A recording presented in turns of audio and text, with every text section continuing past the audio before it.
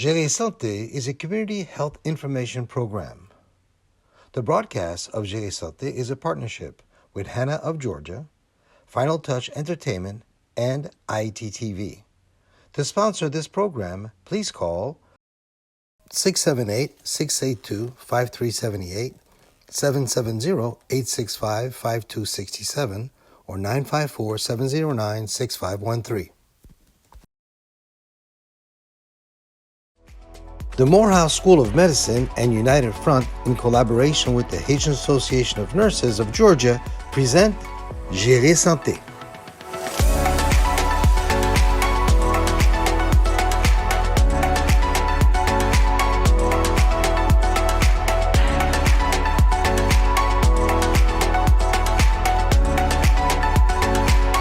Good afternoon, everyone. Welcome back to the channel that we have with Jere Sante with Hannah of Georgia. We have with us a big panel today, and we are going to discuss a very, very important topic. My name is Dr. Dorothy Crisostomo, and I'm the chairwoman of Hannah of Georgia, and also the CEO of UFirst Healthcare. And I will let the panelists introduce themselves. Thank you for having us today, and you're going to have a great listening minute with us. I am Dr. Samuel Fedari from Kansas City. I am a psychiatrist by training. I specialize in addictions. My name is Marie-Andre Parent, and I am the president-elect of Hannah of Georgia, and I'm also the CEO of Guardian Health Group. Welcome to another show, Jere Sante. Wonderful. So today we're going to be speaking about post-traumatic stress disorder. We know that there are a lot of people that suffer from this specific disorder. And we have the expert with us, the very best. He doesn't need notes. He doesn't need reminders. He doesn't need any coaching. So we're very glad that Dr. Fedari came all the way from Kansas City to present this topic that affects so many of our people in the nation. So when we talk about post-traumatic stress disorder, what exactly are we talking about? What are the symptoms? What are the ways to recognize that somebody is going through this? What can we do as people to support them? What are the treatments out there? And what are the steps that we can take to ensure that post-traumatic stress disorder does not go unnoticed? Dr. Fedari. Post-traumatic stress disorder, a condition that we generally call PTSD, affects so many people in the population. The responses of the individual to whatever stress that may have occurred, either presently or in the past, is what is evidenced by the symptoms that the individuals have, and it's important that we as medical practitioners are able to explain to our patients what those symptoms are so that they can recognize it and respond right away. Sure, Dr. Fedari. PTSD, also called post-traumatic stress disorder, is treatable. So it's very important that we understand the symptoms. So since we know mental health and PTSD particularly, there's a stigma, like stereotype around it. So it's very important we understand the symptoms so we can remove the stigma around that condition. Yes. And we know that when somebody experiences stress, what that looks like. So now let's delve into why is it that we call it post-traumatic stress disorder. Why do we have to come up with a name? Because sometimes there are circumstances that take place where we cannot overcome it. It becomes a daily, repetitive image that we keep repeating in our head over and over and reimagining the trauma that took place. A lot of the times it could be that we had maybe gone through a divorce. Somebody may have died. We may have been a witness to somebody that almost drowned or that passed. Mm-hmm. So many things that we have come in to see that can cause stress traumatic. Most certainly, it is very important that we're aware of what sort of stress presently in the environment. Also be aware of previous stress that a person may have had that mitigates to their response to how they react in stressful situations, and as well as how they are willing to be open to talk about some of this. Yes, that's what we call like stressors. Uh, it's very important that we assess for stressors those things that can trigger the stress. So we know we're living in a highly stressed society. So we need to be able to assess what's going on at that particular time, and then also just dig deeper into the past, past history. Yes, like we said earlier, you have divorce. Some people may have witnessed, like the veterans. Yes. That's a traumatic sometimes experience for them. Sexual abuse, torment, torture, um, death, severe or natural disasters, where you were part of maybe an accident. It can be a minor accident, but you didn't expect it. It could be a hurricane that took away all your belongings or all your personal items. It could be, what else can we add to this? You know, the doctor earlier used the word trigger. When we think of trigger, what it means is that there may have been some stress in our lives that we repressed, that we did not even think about. And over time, if there were recurrent experiences, it can evoke a previous trauma to come out. And because unfortunately we've had scenarios where infants or children are born and raised in different environments, it sets up a situation where the brain, if you will, is impregnated with evidences of trauma that they may not even be aware of because they were so young, and can come back at different times during a lifespan. Yes. How common is PTSD? Well, there are some folks that believe that, as if you were to have a standardized questionnaire that is able to assess traumatic events amongst people, they think there are close to about 8% of the population do have post-traumatic stress disorder. But when you start to put it into groupings, then you start seeing that different individuals will experience trauma differently. And if you have recurrent bouts of trauma, then the demographics that you're looking at may have a lot higher incidence if people will be open enough to talk about their experiences. Yes. So, well, I mean, globally, probably, like we know that men experience PTSD more than women. I'm not sure it's because men tend to be more, just exploring things, do risky things.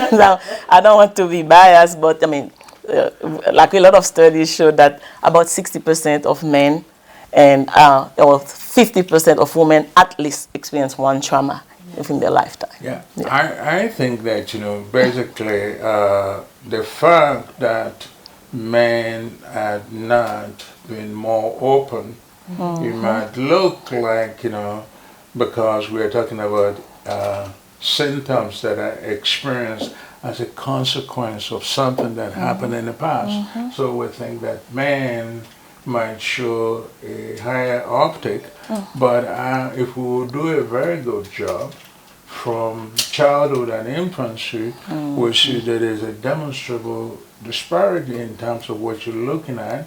And demographics, there's no demographic in the population that is not affected. It is just the fact that if we look at certain things like you mentioned, war, terrorism, different kind of things. You might see an uptick in one, and plus, when you look at some of the demographics that we are talking about, it may not be necessarily our generations, but if we look at the generations of our parents and our uncles, especially coming from Haiti, the Yeah. trauma Oh, that occurred in those places, that unbearable things that we can't even imagine. So they survived, but they survived with a lot of memories. Yes. And I think that many times the earlier that we give opportunity to somebody to talk about their experiences right after the event, the easier to try to improve and recover. But society does not allow for the opportunity, and there's not enough treatment centers. There's not enough awareness amongst us for it. Yes, awareness is very important. And that brings us into the topic of how do we characterize, or how do we see, how do we notice, how do we spot, how do we get to say, okay, this person might need help. Even for our own selves. Sometimes we may have a trauma, and although we're in the profession, we don't realize, I just experienced this. When you're reading these topics and you're thinking, okay, you keep reliving the same situation, or you're having bad memories about it, or you're avoiding the people or the situations. Yes. A lot of times that's a good Flashbacks. cue. Many times what we do not think is traumatic for us may be traumatic for somebody else. Yes. Yes. And we need to always know that every one of us have a history. And as you recall your own experiences, we use the word historicity, the way you're informed by your experiences. So this thing tends to be much more overt, and if there's enough forum for people to talk about their experiences, Yes. they will really be opportune to do something about it. Yes. Madam Parent, maybe you can shed some more light on symptoms, like what people may, because we would like the audience to be able to catch it early, so that we can provide the help, the support, and that you, the telespectators, know, okay, where they can go or how they can see it, so that we can support. Yeah. After experiencing the trauma, some people may report a negative change in their belief, the way they feel. They feel like a feeling of fear, guilt, shame, like an impending doom, as if that same experience may just repeat itself. And as a result, they may just withdraw, and then we can see sometimes some symptoms of withdrawal. They don't want to do things, and then they don't find interest in things that they used to find interest. Lack of sleep. Lack of sleep. Sometimes they may even experience nightmares. It depends how bad it is. Yeah. Those things are very, very important that patients are able to report to us. But many, many times, experiences like this are repressed, and many folks may not have the memory until something triggers it. That's true. So then it becomes something that, you're trying to figure out where it came from, or they recall something from the past. As long as we're alive, we're going to experience varying traumas. What makes a person respond well or respond badly goes back to, and when we have time to talk about treatment, goes back to how a person was able to resolve the attachment paradigm in their development. If the attachment is very secured, they may have enough resilience to deal with some of the things, and there's nothing like, I don't need any help. You got to seek help. Yes, yes. Because with PTSD, post-traumatic stress disorder, we know that it lasts months, years, and sometimes it can be something that happened 5 years ago. We are now, we've been living with it, but we don't need to. There are ways that we can, that are effective in treating PTSD. You know, sometimes the way we divide the nomenclature of PTSD, if a patient is not willing to reveal something, or they just don't have any memories of it, they can come to us and speak to us, and we try to quantify when the symptoms started. And if it's less than a month, we say they have an acute stress disorder.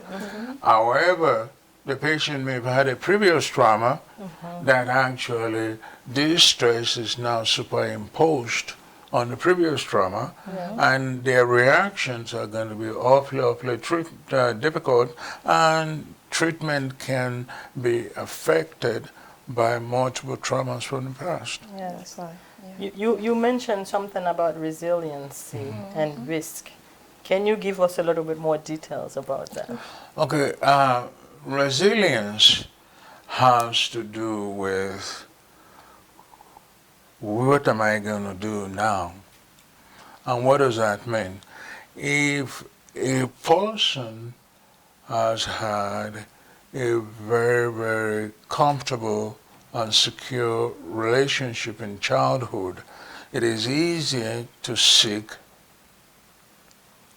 help, to seek help in different areas, and everybody always want to, if they can, return to their mommy. And that is the basis of what resilience is all about.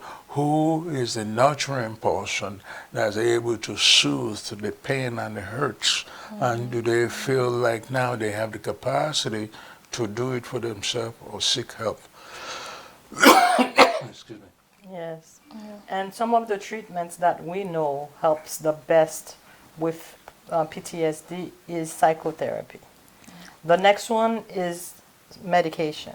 A lot of times people don't want to take medications because of side effects, or because of some myths, or because of they feel that they don't need medication, they're okay, they don't need help. So psychotherapy is the goal for people that are suffering from post-traumatic stress disorder.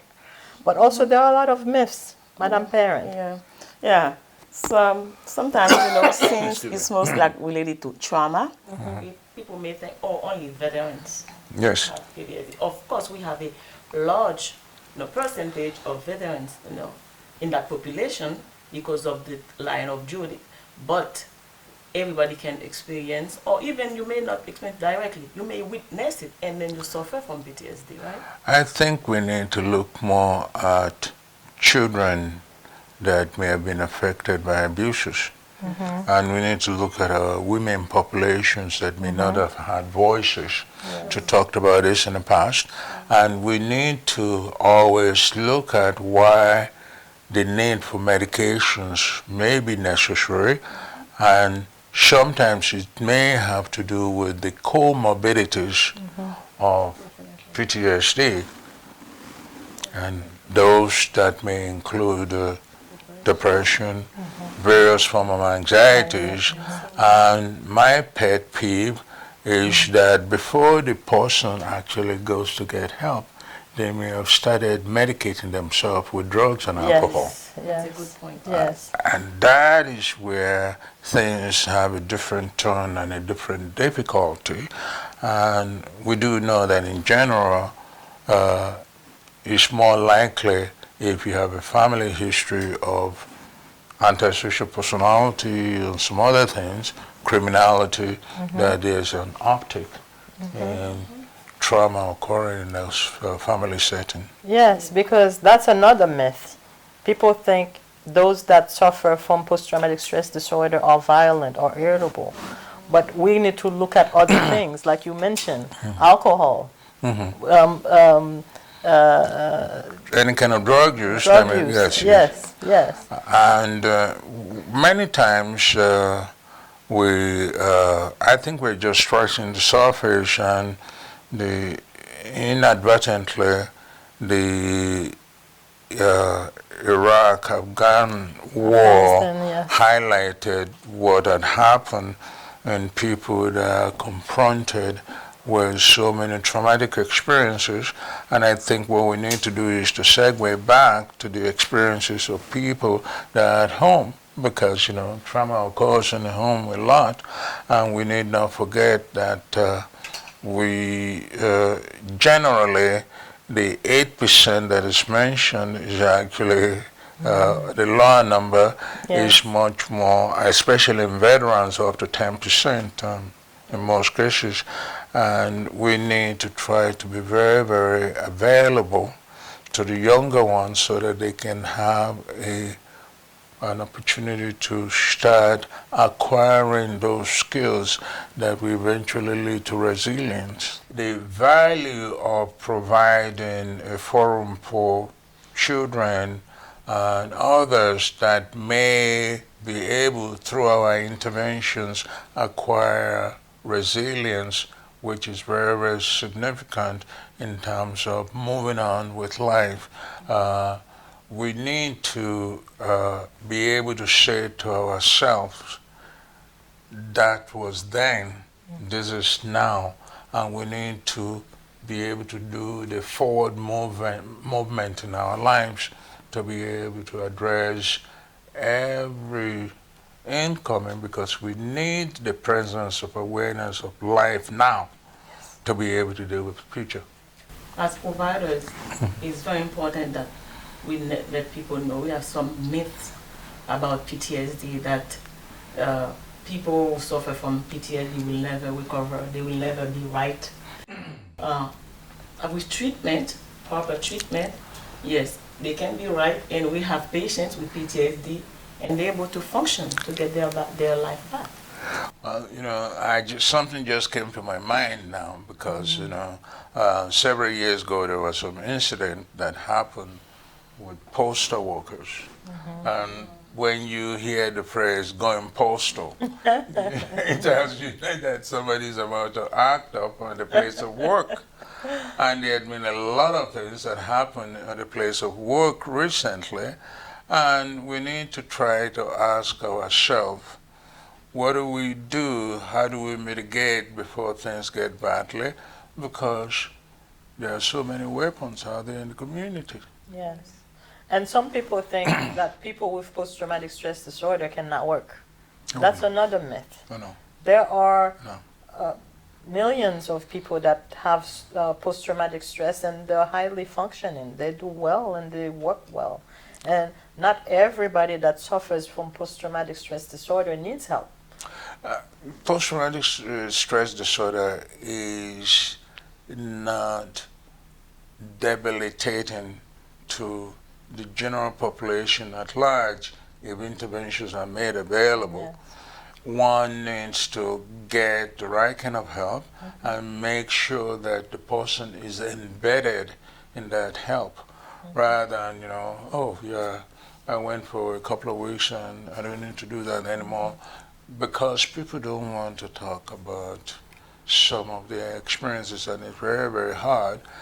I mentioned earlier to her that it's important that we providers look within ourselves and see the areas of trauma in our lives. Yes. So things that we can do to support those that are around us is be a listener. We can be there. We can treat people with respect. Okay. And also very important to validate Absolutely. the feeling. Yes. Yes, and not use necessarily our own yardstick as a marker for somebody else's trauma. The area of being mindful and being aware of the other is very, very essential. So, Dr. Fader, do a summary for us, like a wrap-up, like a 1-minute quick wrap-up of what PTSD is and what the mainstay of treatment? Generally, post-traumatic stress disorder is a condition that is brought on by traumatic experiences, some of which may be repressed, others that are triggered from previous events. Many of them can be attenuated if we get to them very quickly. We must never forget that there are comorbid symptoms like depression, anxiety disorder, and substance use that can make things very difficult. We ought to also remember that, the area of development where attachment and resilience is developed is very crucial. Society needs to be aware of this and, as much as possible, make room for services that can be provided. There are national data from the Alliance of Mentally Ill and some of the support groups that are available in the community that can actually impact on this. We hope that this might be an introduction to talking more about this very, very important area, because we don't want folks to feel like, nothing can be done for me. That happened, don't even think about it, because it affects every aspect of life. Yes. Oh yeah, resources out there. Yes, there are. And for people that are in the working environment, there is the EAP, Yes. Employee Assistance Programs, that are Absolutely. helpful. We want to thank everybody for listening and giving us the time today, and especially to Dr. Fader, who came all the way from Kansas City to be with us today.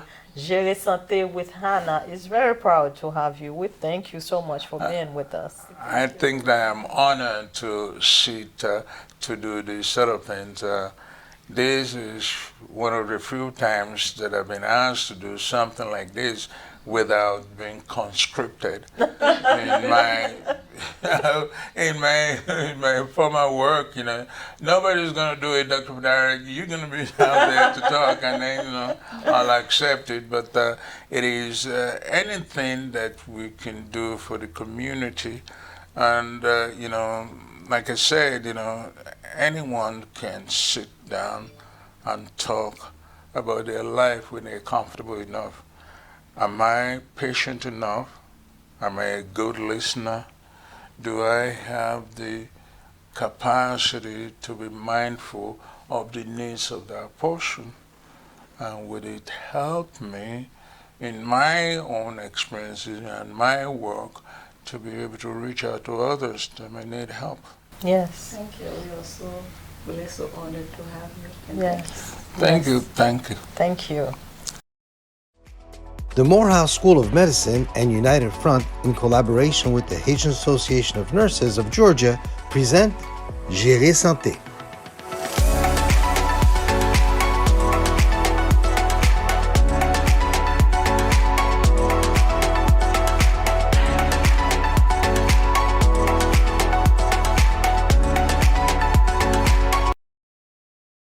Jere Sante is a community health information program. The broadcast of Jere Sante is a partnership with Hannah of Georgia, Final Touch Entertainment, and ITTV. To sponsor this program, please call 678-682-5378, 770-865-5267, or 954-709-6513.